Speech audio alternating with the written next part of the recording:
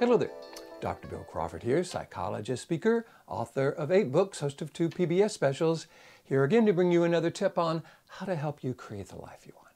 Specifically, how to use my life from the top of the mind philosophy to bring more clarity, confidence, creativity into everything you do. Today I want to talk to the parents out there, the teachers out there, the folks who deal with kids, especially how to deal with a kid when they are melting down. Have you noticed when that happens, trying to tell them they shouldn't do that, or you better not, or trying to solve the problem or even figure out what happened is almost impossible. And for those of you who follow my life from the top of the mind philosophy, you know why. When kids are in the meltdown mode, they're frankly melting down to that lower 20% of the brain. They're in their brainstem. This is the reactive brain, not the intelligent brain, not the solution-focused brain. They are feeling frustrated, they're feeling out of control, they're feeling angry, and often they're feeling from us that they shouldn't be feeling that way. They are being shamed for feeling that way, they're being criticized for feeling that way, they're being threatened for feeling that way, and guess what that does? That drives them deeper into that resistant brain because now they're kind of stuck between the fact that they feel this way, but they're being told they shouldn't feel this way, but they do feel this way, and here we go. Plus, I think it's easy for us as parents, as teachers, to find ourselves in that lower brain as well when we're trying to get them to stop crying or listen to us or do what we want them to do. They're not listening, they're resisting, they're being disrespectful, they're being upset. We find ourselves getting frustrated and feeling out of control. When that happens, I call it banging brainstems, basically. We are in ours, they're in theirs, nothing good happens. So I think the first thing we've got to recognize in order to help kids self-regulate, in order to help them learn how to handle those intense emotions is, number one, we've got to be able to model handling those intense emotions. You know, kids live what they learn. Kids don't always do what we say, but they will do what we do. So one of the things I always encourage parents to do is have some way of self-regulating themselves and show that to the kids. You know, if they start to get angry at the kids, show them kind of what it feels like to take a few deep breaths, kind of begin to take more control of how you're thinking and feeling and take more responsibility for it as well, because that's what we're wanting our kids to do. So rather than trying to fix them or change them or shame them or stop them when they're feeling out of control, what we've got to recognize is their brain is interpreting the world as an unsafe place. And if we kind of get down on them, we become one more unsafe thing. So what you really want to do when kids are melting down is give them a safe place. Because kids work through feelings pretty quickly. If they're able to just kind of cry it out really quickly, they'll... Okay, what do we play? So it's kind of, they almost always go right on to whatever they want to be doing. So we'll just give them a safe place to feel it. That gets them through the meltdown.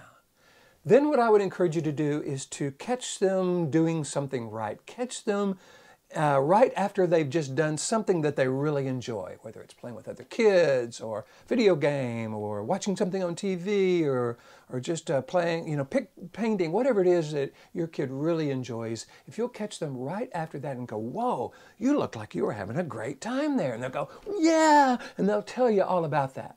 Because in my humble opinion, a kid's highest purpose is to have fun. That is their mission on the planet. They wake up in the morning saying, how can I have fun?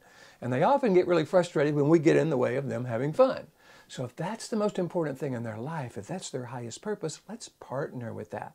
Because frankly, kids don't like feeling bad. They do like feeling good. So if you'll catch them right after they've done something they really enjoy and get them to tell you about it. They go, oh, wow, that was so much fun. Da, da, da. I said, yeah. And you know, the other day, you know, when you were upset or I was upset with you, it probably wasn't as much fun, was it? They'll probably go, no. So you say this. So if I could show you a way of having more fun, feeling better in the future and not feeling so bad, would you want to know what that is?